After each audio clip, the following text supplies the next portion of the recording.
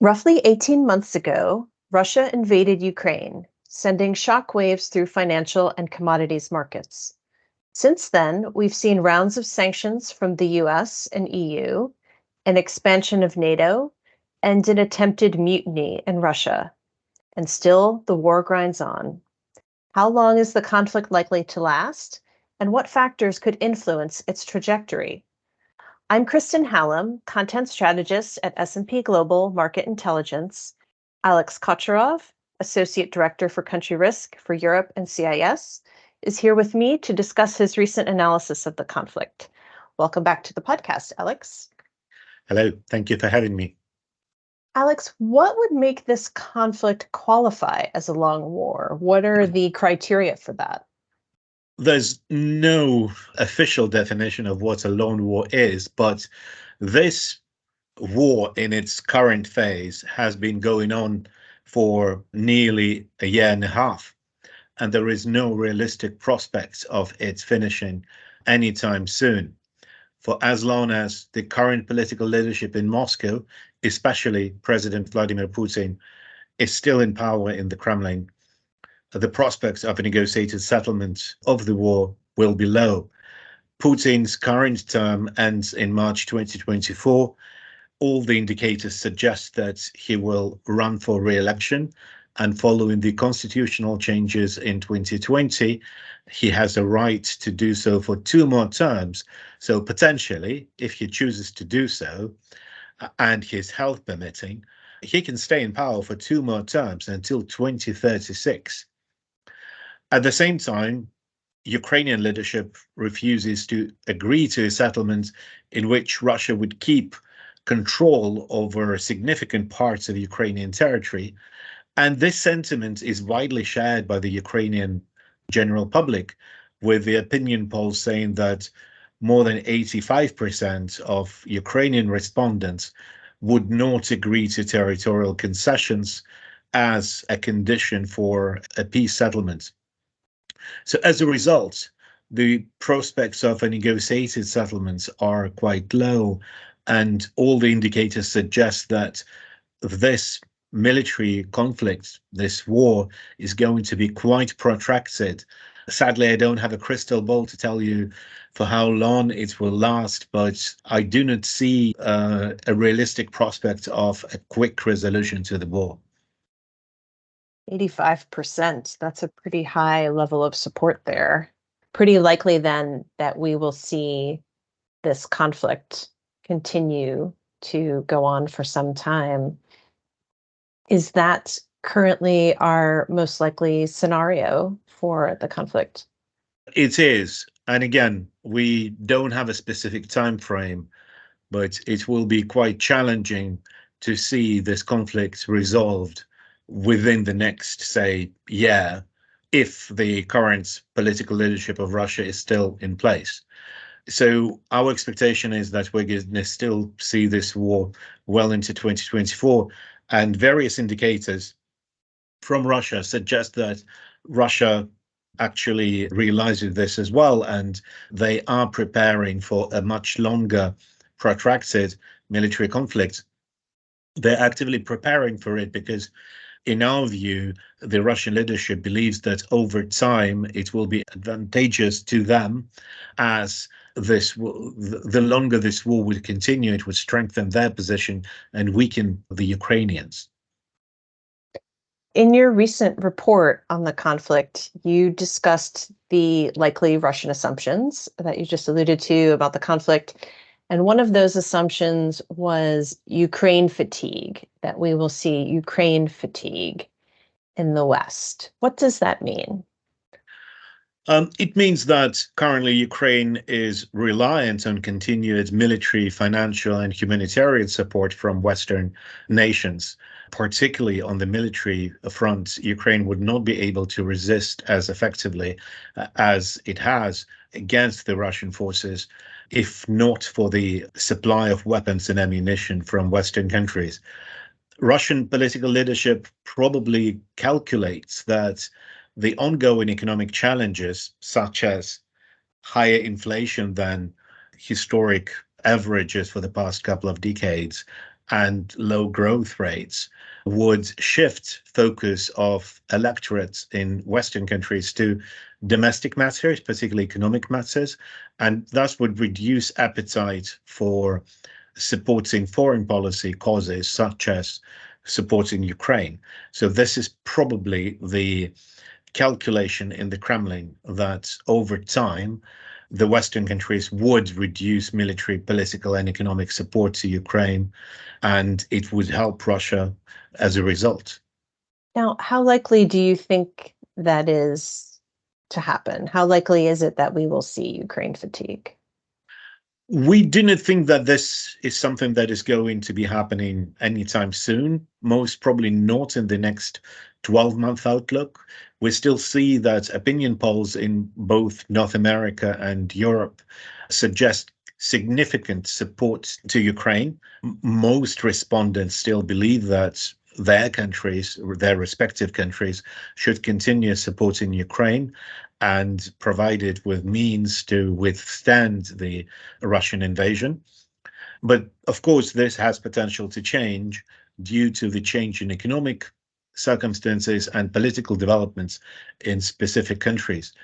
So we obviously don't know whether such Ukraine fatigue will eventually develop, but the level of support over time would probably be reduced.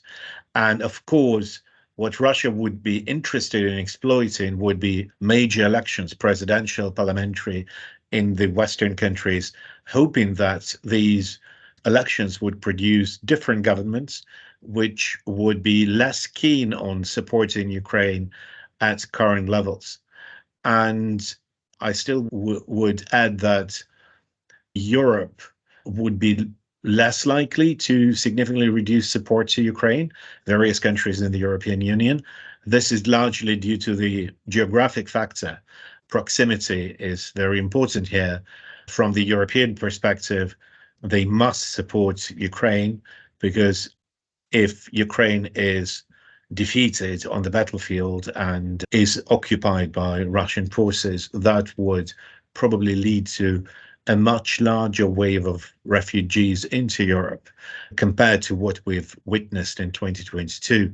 And this is one of the factors why we have seen that some of the countries are developing longer term plans to continue support Ukraine for years to come, not just 1 year ahead, but for 4 years ahead. All these governments, of course, understand the risk. They understand that there is a risk of Ukraine fatigue developing, but they are working with it, and they understand that Ukraine's defeat would be even more problematic to them than the cost of continued support, which is, of course, having an impact on their finances, but the cost of not supporting Ukraine would probably be even higher. As you note, several elections on the horizon, including, of course, the US election next year. So it'll be interesting to see as the war continues how public opinion shifts or not as we get closer to some of those key election dates that you mentioned there. What implications would a long war have for defense spending, both regionally and globally? There will be continued increase in defense spending, including in Europe and in Russia and in Ukraine, of course, and this will probably be mirrored in the United States. We've seen that a number of countries on the eastern flank of NATO have dramatically increased their defense and military spending in the past year. Some of these countries, such as Estonia, have set quite remarkable targets for defense spending, which are to reach 3% of their GDP. Poland, which is a very close ally and partner of Ukraine, has also expanded its military and defense spending. But we also have seen that Russia, which is hoping for a longer term success in this war against Ukraine, is also significantly increasing its defense spending. And since this report was published in July, we've seen evidence that Russia is expanding its military spending even further than it was the case in the first half of the year. So basically what happened is that by the end of July, Russia used up all of its allocated defense spending for 2023. So now they are reallocating funds from other areas, including healthcare and construction, to support their military effort. We also have seen that Russia is expanding military manufacturing. And we also see that countries in Europe, in particularly in the European Union, are reviving their defense manufacturing sectors due to the high demand from this war in Ukraine. The stocks across Europe of many types of weapons and ammunition have been significantly depleted. As this war is very much an attritional warfare, there are significant losses in weapons and significant usage of ammunition by both Russian and Ukrainian armed forces. We see that there is a resurgence in military and defense manufacturing, which means that there will be a higher spending on these sectors. And with this war continuing, and the risk of this war spilling over, especially if Russia is successful in Ukraine and could potentially threaten further countries in the region in the coming years, there will be more spending on defense and on the military, and there will be increases to the size of the armed forces, which are reversing the trend of the previous several decades, when after the end of Cold War, there has been the peace dividend as defense spending, especially in Europe, was falling very sharply, and some of those industries have been quite neglected. Speaking of industries, there are certainly will be an impact on businesses. We've already seen an impact on businesses from, as I mentioned earlier, the fluctuations in the financial and commodities markets, an economic impact, the migratory impact as well. What kinds of questions are you getting from clients about the war, about the outlook? What do businesses seem to be most concerned about? And what should they be concerned about? There are lots of topics, of course. One of the issues is continued operations in Russia, as many of the multinational firms still have some presence, commercial presence in Russia. While many have opted to leave the country, it became very difficult from the regulatory point of view to divest from Russia. And there are multiple regulatory hurdles and tax hurdles which Russia established. So there are lots of questions about that, about divestment from Russia, about how to deal with these regulatory obstructions, how to exit the Russian market, how to avoid outright expropriations, which there have been several of in the past year by the Russian government. Another type of questions relates obviously to Ukraine, about safety and security in Ukraine. Again, Ukraine is a very large country. It stretches for more than 1,000 kilometers from east to west. So the security risk varies quite significantly.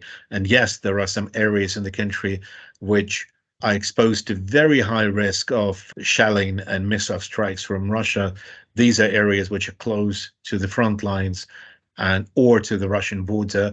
But further west you travel, the risk and incidence of such strikes would be lower. So there are lots of questions around that, about the safety in Ukraine. A lot of multinational firms still have supply chains connecting them to Ukraine. This is especially pronounced in the agricultural sector, grain, sunflower oil, and other agri-food products and fertilizers, where Ukraine plays a big role, are now obviously experiencing problems with being exported from Ukraine after Russia opted to end the Black Sea Grain Initiative. But there are companies across multiple sectors which still have presence in Ukraine, or they have subcontractors in Ukraine who supply them with certain components, and they need to understand, how safe these supply lines are, how safe their people are, or their assets in those areas of Ukraine are. So there are lots of questions around that as well. And it very much depends on the specific business and their needs and whether they have presence in Ukraine or in Russia. A lot of businesses have questions about the spillover risks. is the war going to spill into Moldova, for instance, which is outside EU and NATO? Would Belarus become involved in the war? And again, there are even questions about physical security and safety in Russia, where you hear reports of UAV strikes on Moscow area. And again, some firms still have presence in Russia because they were not able to leave the Russian market because of regulatory hurdles. And they have people or assets in Moscow, and they're concerned about their safety. Lots to be concerned about there for sure, and lots that will come to you in the form of questions over the foreseeable future, because we don't see an end to the conflict at this stage. Yes, probably it will not be resolved in the 1 year outlook, but potentially even 3 outlook. We've seen some lone wars, even in fairly recent history. Iran-Iraq war was a protracted conflict. Wars in Afghanistan, one which involved the Soviet Union, and then another which involved the United States and its allies. They were very protracted military conflicts. So some of the wars can last for protracted periods of time. And this is our expectation, is that this conflict would be unlikely to resolve, as neither Russia nor Ukraine are currently willing to agree to territorial concessions due to the fact that they have conflicting territorial claims. Russia now claims that a significant part of Ukraine, about a quarter of Ukrainian territory, is now Russia, which is obviously not something that Ukraine would agree to, especially as some of those areas have never been under Russian control. Interesting. So you've mentioned a few signposts that you're watching, Alex, including elections. What else are you keeping an eye on over the next year or so as you follow the trajectory of this war? There will be multiple indicators we'll be looking at, particularly would Russia conduct another wave of mobilization and try to build a bigger and stronger army? How would Ukraine respond to such development? Is there going to be another wave of mobilization in Ukraine, which is a smaller country than Russia, so its pool of eligible reservists or conscripts would be much smaller than that of Russia? Then we will be looking at what happens to military budgets and defense spending in Russia on the one hand, and in Ukraine and its Western partner countries, which are supporting Ukraine, on the other. And we're going to be watching what happens with the military assistance pledged and committed to Ukraine, and when and how it's going to be delivered and in what volumes. We have seen that Ukraine has received a lot of weapons it had requested, but not all.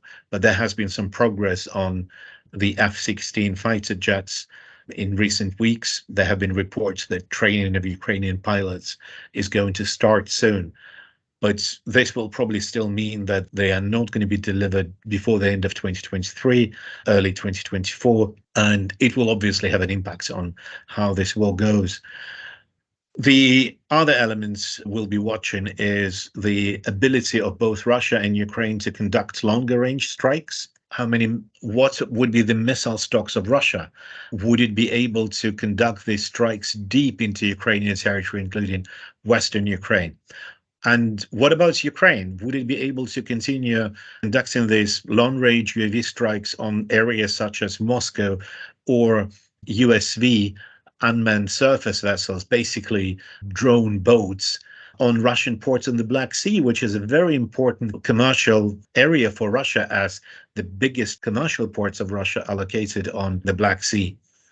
So all of this will have an impact, but they can, of course, be game changers, such as the outcomes of US elections in November 2024.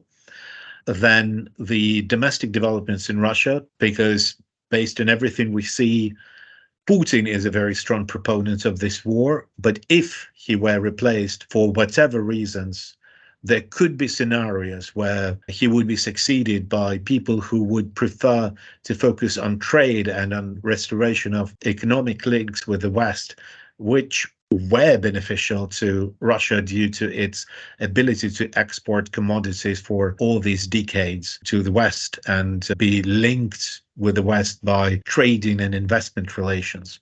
And also what happens to the Russian army. Is the Ukrainian counteroffensive going to be successful in reducing the capabilities of the Russian armed forces?